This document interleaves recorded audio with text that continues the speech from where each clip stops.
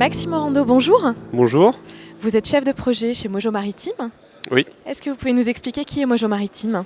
Donc Mojo Maritime, c'est une structure qui est composée de 4 personnes aujourd'hui en France, donc qui est une entité légale française et qui fait partie du groupe James Fisher Sons et plus particulièrement de l'entité James Fisher Marine Services qui est spécialisée dans tout ce qui est service pour le secteur EMR, donc notamment dans l'éolien offshore au Royaume-Uni qui possède déjà des parcs existants, donc avec beaucoup de services de maintenance.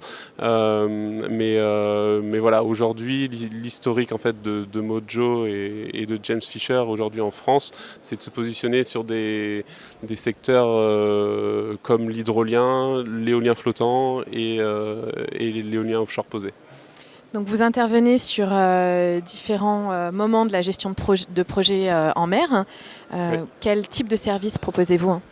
Alors du coup, en termes de services, on a des services en amont qu'on peut fournir type bureau d'études, donc des services d'ingénierie, d'expertise conseil.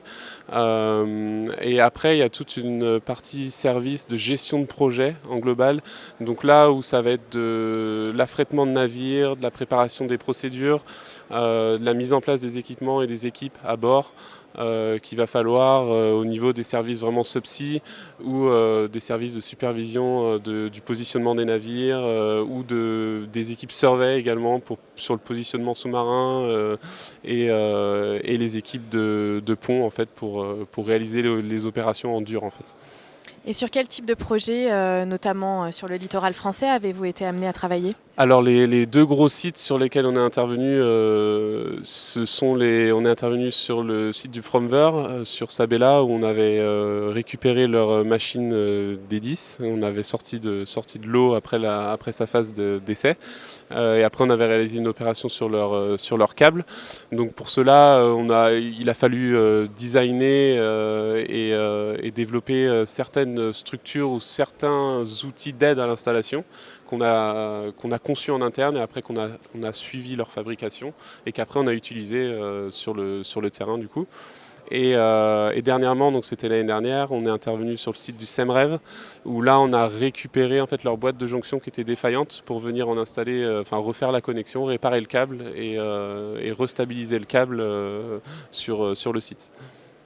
Aujourd'hui, quelles sont vos perspectives de développement? Je crois qu'il y a notamment des projets sur l'éolien flottant ou posé. Ouais, donc c'est vrai que historiquement on est beaucoup, du fait de la taille de la structure de Mojo Maritime, on était beaucoup intervenu sur des sites hydroliens et houlomoteurs. Aujourd'hui, on regarde avec les compétences qu'on a développées, on regarde plus des projets sur l'éolien flottant parce qu'en termes de taille, ils sont un peu plus petits que les gros projets d'éolien posé. Donc du coup là c'est pour plutôt la prise en charge en fait de tout l'aspect de transport et installation. Donc ça va être tout ce qui va être remorquage des flotteurs au port où les machines seront installées.